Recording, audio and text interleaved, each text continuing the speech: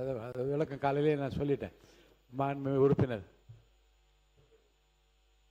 மாண்புமிகு பேரவைத் தலைவர் அவர்களே, இளைஞர் மற்றும் விளையாட்டு மேம்பாட்டுத்துறை, நெடுஞ்சாலை மற்றும் சிறு துறைமுகங்கள் மானிய கோரிக்கைக்கு எனக்கு பேசுவதற்கு வாய்ப்பளித்த நடுநிலையான நம்மளுடைய சபாநாயகருக்கு என்னுடைய முதல் வணக்கத்தை தெரிவித்துக் கொள்கின்றேன்.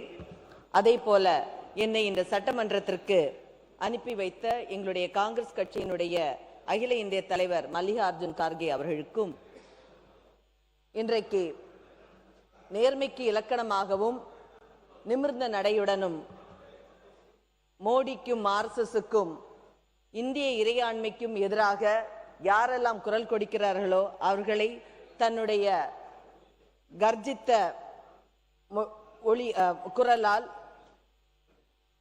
அடக்கி வைக்கக்கூடிய எங்களுடைய மாநிலங்களவை எதிர்க்கட்சி தலைவர் திரு ராகுல் காந்தி அவர்களுக்கும், பெண்களுக்கே எடுத்துக்காட்டாக அரசியலில் பெண்கள் எவ்வாறு இருக்க வேண்டும் என்று முன்மாதிரியாக இருக்கக்கூடிய எங்கள் அன்னை சோனியா காந்தி அவர்களுக்கும், எங்களுடைய மாநில தலைவர் திரு மாணிக்கம் தாகூர் அவர்களுக்கும், என்னை இங்கு மக்களின் குரலாக ஜனநாயகத்தின் மேல் நம்பிக்கை வைத்து என்னை அனுப்பி வைத்த எங்களுடைய குளச்சல் தொகுதி மக்களுக்கும், அதற்காக உழைத்த கூட்டணி கட்சியை சார்ந்த தலைவர்கள் மற்றும் தொண்டர்கள் அனைவருக்கும் என்னுடைய மனமார்ந்த நன்றியை தெரிவித்துக் கொள்கின்றேன்.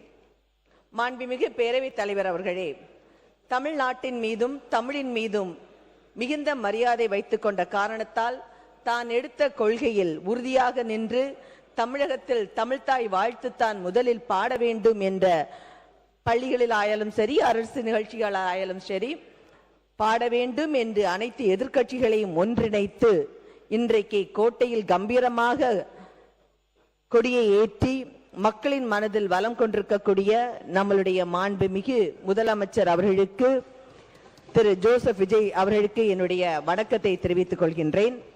அதே போன்று மாண்புமிகு முதலமைச்சர் அவர்களே, ஆட்சியிலும் அதிகாரத்திலும் பங்கு தந்து கூட்டணி கட்சிகளுக்கு உரிய மரியாதை கொடுத்த எங்களுடைய பெருந்தலைவர் காமராஜரனுடைய ஆட்சியை இன்று, அதே போன்ற ஒரு ஆட்சியை இன்று காங்கிரஸ் கட்சியின் கடைகோடி தொண்டர்கள் அனைவரும் விரும்பிக் கொண்டிருக்கிற நேரத்தில் ஒரு ஸ்பார்க்காக எங்களுக்கு தந்த மாண்புமிகு முதலமைச்சர் அவர்களுக்கு காங்கிரஸ் கட்சியின் சார்பாக எங்களுடைய மனமார்ந்த நன்றியினையும் தெரிவித்துக் கொள்கிறோம்.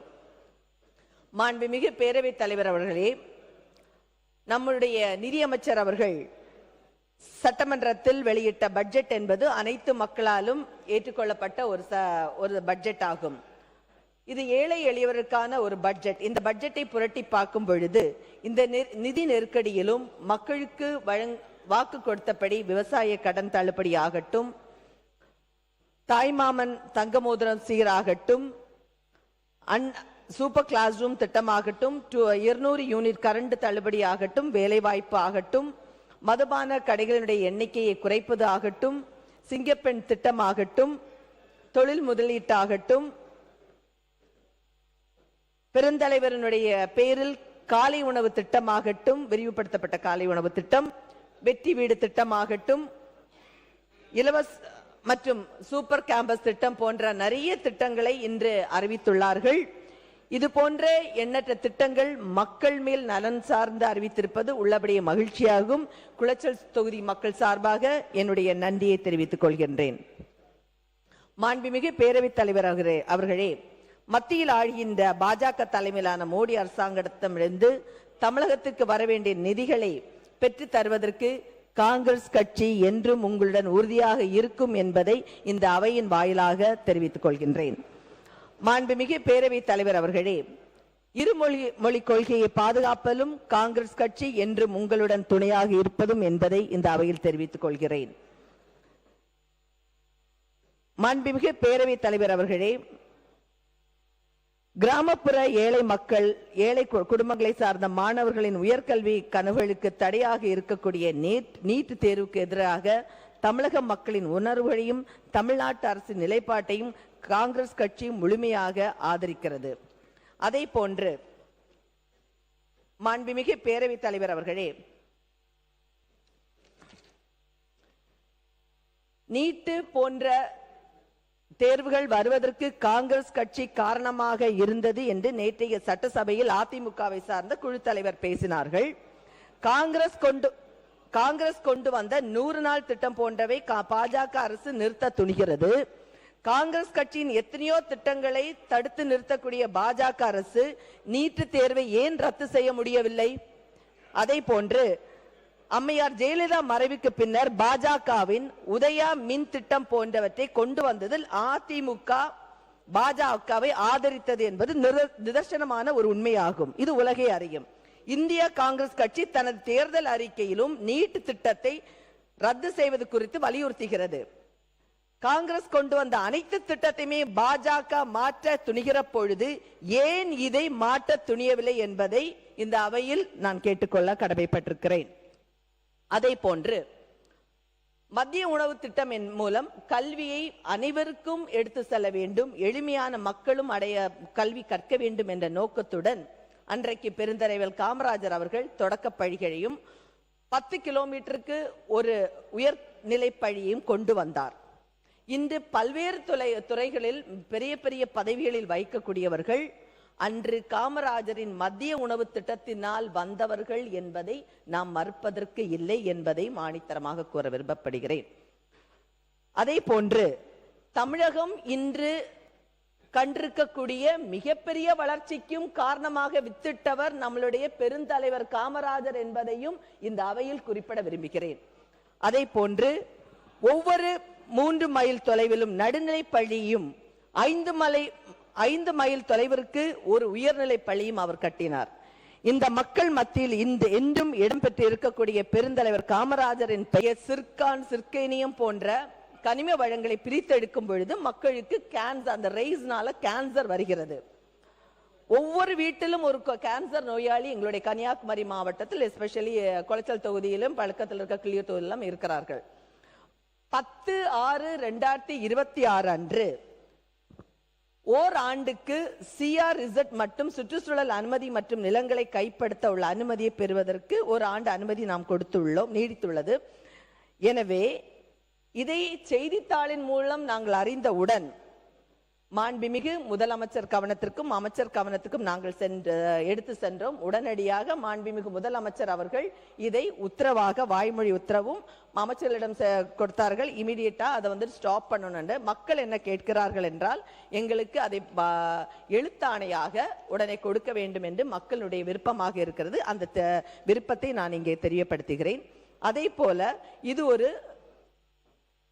அதே மாதிரி இந்த ஐஆர்எல் நச்சு ஆலையால் ஒவ்வொரு வீட்டிலும், நான் நேரமே சொன்னது போல, ஒவ்வொரு வீட்டிலுமே கேன்சர் பேஷண்ட்ஸ் இருக்கிறாங்க. அதே கேன்சர் பேஷண்ட் இருக்க மட்டும் இல்லாம இந்த ஐஆர்எல் நிறுவனத்தால் கடற்கரையானது முழுவதுமாக அழிந்து போய்விட்டது. எங்களுடைய கன்னியாகுமரி மாவட்டத்தில் பாதிக்கு மேல் கடற்கரையானது கடல் அரிப்பால் உள்ளே சென்று விட்டது. மேலும் இங்கே இந்த ஐஆர்எல் திட்டம் இப்ப புதுசா என்ன கொடுத்திருக்கிறாங்கன்னா 1114 ஹெக்டேர் அளவுக்கு, அதாவது 2827 ஏக்கர் பரப்பளப்புக்கு 8 ரெவென்யூ வில்லேஜஸ்க்கு உள்ளால மண் எடுக்கலாம் அப்படின்ட்டு, அதாவது கொல்லங்கோடு AB, 7 தேசம் ABC, இணையம் புத்தந்துறை, மிடாலம் B, கீழ்மிடாலம் A போன்ற இடங்களில் உள்ள கடற்கரை மணலை பிரித்து எடுக்கலாம் அப்படிங்கறத இன்னைக்கு ஐஆர்எல் கொடுத்திருக்கு. இதை உடனடியாக இந்த அரசு தடை செய்ய வேண்டும் என்று மக்களின் கருத்தாக நான் கேட்டுக்கொள்கிறேன்.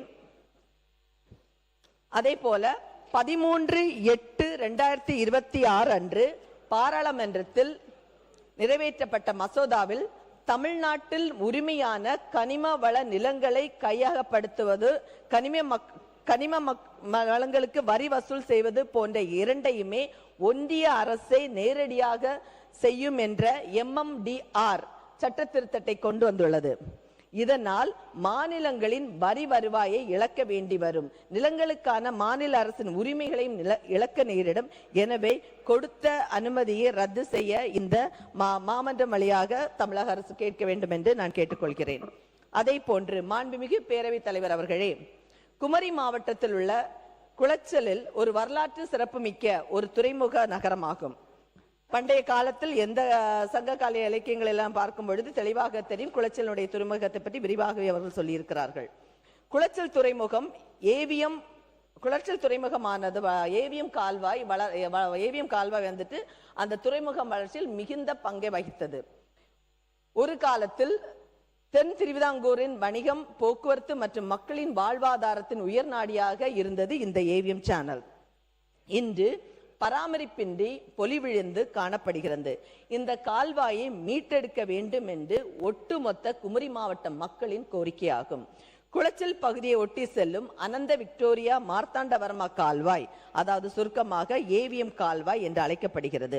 திருவிதாங்கூர் சம்ஸ்தானத்தில் உருவாக்கப்பட்ட இந்த நீர்வழியானது தென் கேரளா மற்றும் இன்றைய கன்னியாகுமரி மாவட்ட கடலோர பகுதிகளை இணைத்த ஒரு முக்கிய உள்நாட்டு போக்குவரத்து பாதையாக, பண்பாடு பரிமாற்றத்தை இணைந்த உயர் நாடியாக இருந்தது. மன்னர் உத்தர திருநாள் மார்த்தாண்டவர்மாவின் பெயரும் அன்றைய இங்கிலாந்து ராணி விக்டோரியாவின் பெயரும் இணைந்ததுதான் இந்த அனந்த விக்டோரியா மார்த்தாண்டவர்மா கால்வாயாக பெயர் சூட்டப்பட்டது. ஒரு காலத்தில் சாலைகள் குறுக்கலாக இருந்த நிலையில் தேங்காய், அரிசி, மசாலா பொருட்கள், பனை மற்றும் மரப்பொருட்கள் உள்ளிட்ட பல்வேறு பொருட்களை இந்த கால்வாய் வழியாக படகுகளில் குளச்சல் துறைமுகத்திற்கு கொண்டு செல்லப்பட்டனர். மீனவர்களின் வாழ்வாதார விவசாய நிலங்களின் நீர் ஆதாரமாக இந்த கால்வாய் இருந்தது.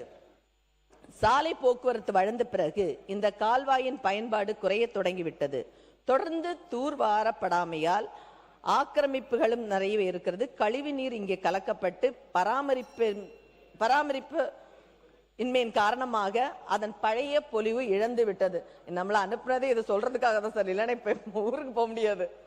அதே போன்று மேலும் 2004 டிசம்பரில் சுனாமிக்கு பிறகு, ஏன்னா இது முக்கியமான ஒரு இஷ்யூ, 2004 டிசம்பரில் ஏற்பட்ட சுனாமிக்கு பிறகு இந்த கால்வாய் மிகவும் நச்சுத்தன்மை கொண்ட ஒரு கொடூரமான ஒரு கால்வாயாக மாறிவிட்டது. பல உயிர்களையும் இந்த கால்வாய் வாங்கியுள்ளது. எனவே இந்த கால்வாயை மீட்டெடுத்து சுற்றுச்சூழல் பாதுகாப்பு, மழைநீர் வடிகால் மேம்பாடு, பாரம்பரிய